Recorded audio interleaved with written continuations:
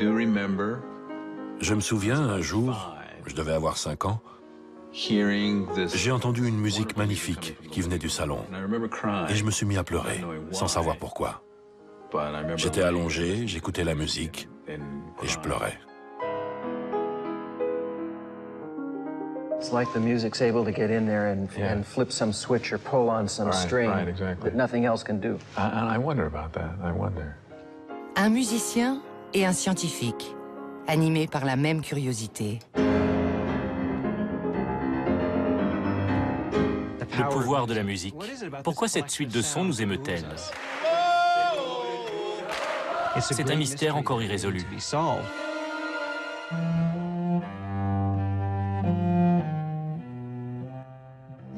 La musique fait du bien. C'est le rythme de notre cœur, de notre respiration.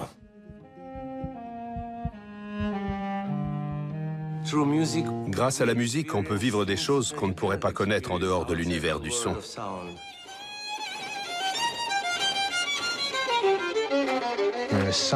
Elle touche tous les êtres humains. Le pouvoir de la musique est bien plus grand que nous le pensions.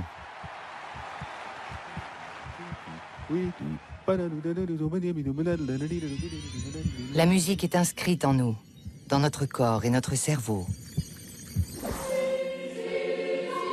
Aujourd'hui, les avancées scientifiques soulèvent de nouvelles questions. La musique peut-elle nous rendre plus intelligents? Peut-elle soigner? Est-elle l'apanage de l'homme?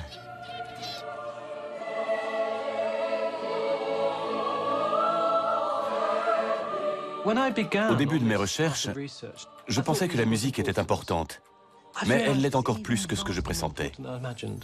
On a l'impression de juste entendre de la musique. En fait, ça stimule notre imagination.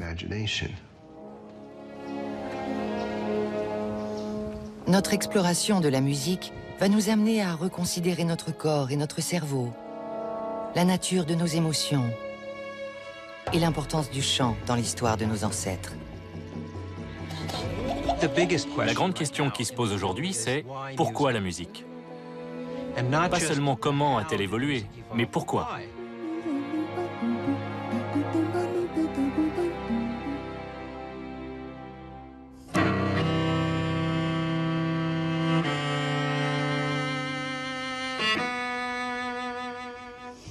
You know those experiences that you have sometimes when you hear a piece of music for the first time and you're immediately brought to tears? Is there a certain part of my brain where this music goes directly? Le musicien Bobby McFerrin et le neuroscientifique Daniel Levitin seront nos guides pour ce voyage où se mêlent un art ancestral et des découvertes très récentes. I think what ultimately it points to is the relationship between humans and sound, and the part of the brain that music goes to directly, and that's related to your deep emotions.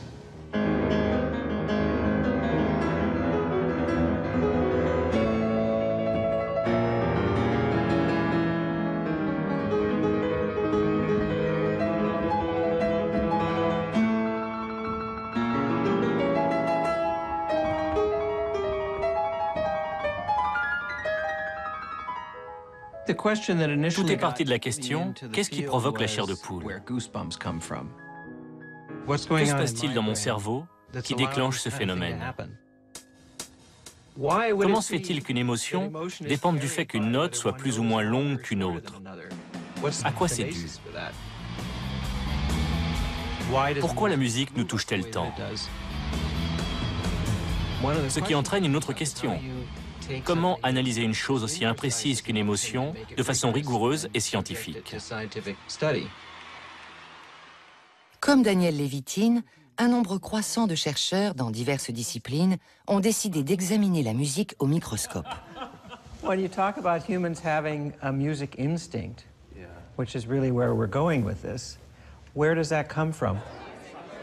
On me dit parfois, vous détruisez la magie de la musique en l'étudiant ainsi. Mais plus j'en parle autour de moi, plus les gens sont intrigués par l'interaction entre le cerveau et la musique. Notre relation avec le son débute très tôt. Le fœtus commence à entendre entre la 17e et la 19e semaine. À ce stade, il baigne déjà dans un monde fait de respiration et de battements de cœur, de rythme et de vibrations.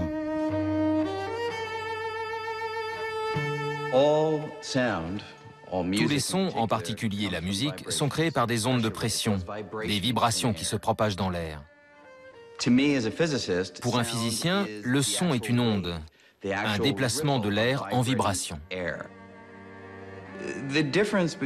La différence entre deux sons, entre un claquement de main par exemple et une note, dépend de la nature de la vibration, de ses particularités.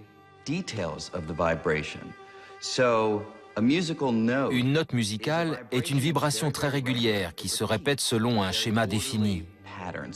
Si on examinait les molécules d'air, on verrait une belle progression cyclique. Compression, raréfaction, compression, à mesure que le son irait de moi à vous. Mais si on tape juste dans ses mains, la vibration sera beaucoup plus chaotique. Elle n'aura pas ce rythme bien régulier. C'est ce qui fait la différence entre ces deux types de sons. Nous baignons dans un océan de vibrations. L'expérience de la musique est profondément ancrée dans notre physiologie. La musique, c'est de l'énergie. Nous pouvons sentir ces vibrations dans tout notre corps. Et pour moi, c'est essentiel. Tout l'art d'Evelyn Glennie repose en effet sur ce point. Cette percussionniste est atteinte de surdité profonde depuis l'âge de 12 ans. Je suis une créatrice de son. J'entends. J'entends à ma façon, même si ce n'est pas la même que la vôtre. Elle ressent les sons, les différences de rythme et même les différences de ton à travers ses pieds et d'autres parties de son corps. Les tons graves passent par la partie inférieure du corps. Il y a une grande amplitude. La vibration est beaucoup plus ouverte. On a presque l'impression d'être la grosse caisse quand on en joue. Par contre, les percussions plus aiguës, comme les cloches ou les rototoms, n'ont pas la même amplitude que la grosse caisse. C'est pour ça qu'on les sent dans la partie supérieure du corps. Donc on peut vraiment s'entraîner à ressentir ça. Le son est mon métier. Et je n'ai pas envie de me servir uniquement de certaines parties de mon corps pour le ressentir. Le son fait partie de nous.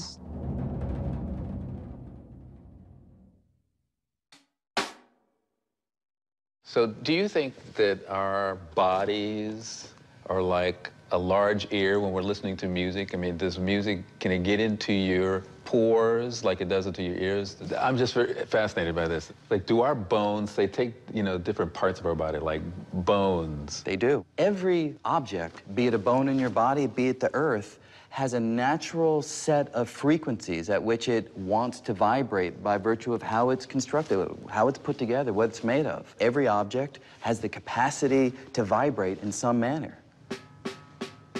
You know, amazingly, we can write down equations for how things will vibrate if they're hit or plucked or if air is forced by strings. But there's no music in the equations. Somehow those equations have to be animated. Somewhere in there, this gray thing inside of our head plays a role. Le cerveau. Chez la plupart d'entre nous, les vibrations des ondes acoustiques sont transmises au cerveau par l'oreille, qui les traduit en signaux neuraux. Quand le son frappe le tympan, il déclenche des ondes de pression à l'intérieur de la cochlée, qui est une structure en forme de spirale. Cette structure est tapissée de cellules ciliées qui captent des fréquences bien précises. À la base de la cochlée, ces cellules envoient des impulsions électriques en réponse aux basses fréquences. Au sommet de la cochlée, elles réagissent aux hautes fréquences et entre les deux, on a toutes les fréquences intermédiaires. Le signal sonore est transmis de l'oreille au cerveau par le tronc cérébral. L'impulsion électrique est transmise au cortex auditif, qui est agencé par ordre de ton, un peu comme le clavier d'un piano. Les cellules ciliées, connectées au cortex auditif, propagent le son de façon croissante, des notes les plus graves aux plus aiguës. Autrefois, on croyait qu'il y avait un unique centre de la musique dans le cerveau, mais on a compris qu'il y en a en fait plusieurs, répartis sur tout le cerveau. Les signaux remontent le long du tronc cérébral, traversant le colliculus inférieur, puis le corps genouillé médian, avant de venir activer le cortex auditif. Si on pouvait voir toutes les zones du cerveau qui extraient le signal du son pour le transformer en musique, on assisterait à un feu d'artifice d'impulsion, certaines coordonnées, d'autres non. C'est une sorte de symphonie neurale.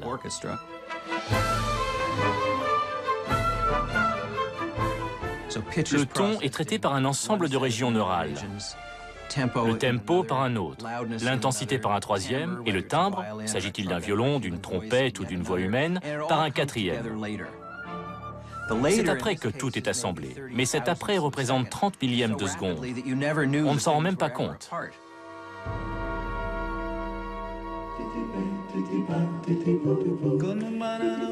Quand Bobby McFerrin chante, on entend juste la musique.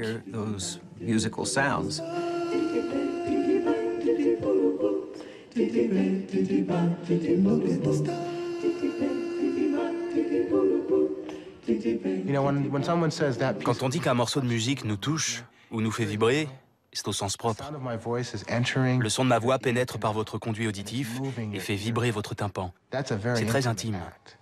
Je vous touche au sens propre du terme. Et quand vous me parlez, vous me touchez de la même façon.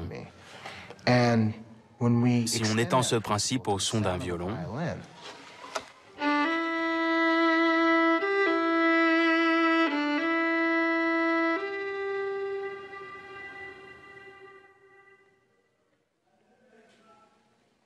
ce n'est pas tant le son qui compte que le silence qui suit. C'est à ce moment-là qu'on entend ce qui vient d'être joué.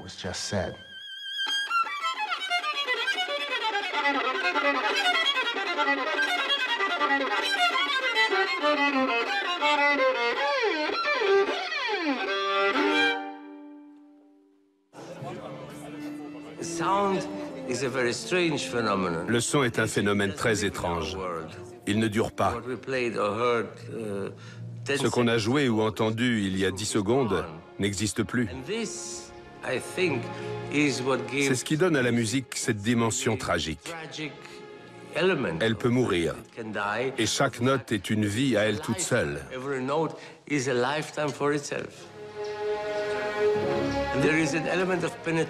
Il y a aussi le fait que le son pénètre en nous par l'oreille.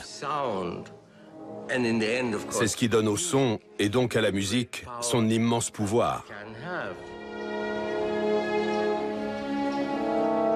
Dans les hôpitaux, on exploite cette relation entre la musique et le corps pour calmer la respiration des bébés prématurés et le rythme cardiaque de certains patients. La musique rappelle souvent les battements du cœur humain. Ce lien physique avec la musique a été confirmé par des études qui montrent que le corps est un baromètre de nos émotions. Il y a différentes façons d'étudier les effets physiologiques de la musique. On a essayé de les mesurer parce que les gens ne sont pas toujours capables de traduire ça par des mots. So first I'm going to put these on your fingers, and we're going to be able to monitor your galvanic skin response, basically how much you sweat. And I'm going to clip this to your ear, and this will get your pulse. Together, these will help us to measure the emotion that you feel in response to certain pieces of music. Okay, and how about this one?